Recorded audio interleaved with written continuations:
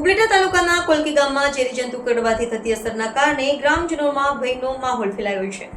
ઉપલેટા તાલુકાના કોલકી ગામે તાજેતરમાં પગમાં જંતુ કરડવાનો કિસ્સો સામે આવ્યો છે,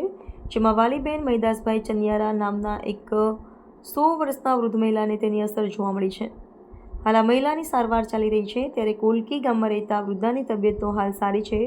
પરંતુ તેમના પગમાં થયેલ અસરથી તેઓની મલમ પટ્ટી અને પ્રાથમિક તપાસ રિપોર્ટ સહિતની કામગીરીઓ ચાલી રહી છે। ત્યારે આ બાબતે તેમના પરિવારમાં પણ ચિંતાનો માહોલ છે અને આ મામલે સરકારે કોઈ તાત્કાલિક કાર્યવાહી કરવાની માંગ કરી છે। આ મામલે કોલકી ગામના આરોગ્ય કેન્દ્રની રૂબરૂ મુલાકાત લઈને આ મામલે માહિતીઓ પ્રાપ્ત કરવાનો મીડિયા દ્વારા પ્રયત્ન કરવામાં આવ્યો હતો, પરંતુ કોલકી ગામના આરોગ્ય કેન્દ્રના મુખ્ય અધિકારી ડૉક્ટર પલક વિકાણી દ્વારા તેમની પાસે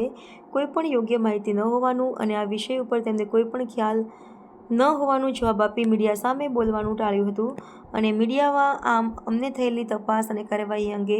માહિતીઓ માંગતા તેમની પાસે કોઈપણ પ્રકારનો જવાબ ન હોય અને તેની જવાબ દેવાનો સમય ન હોવાનું કહીને ચાલતી પકડી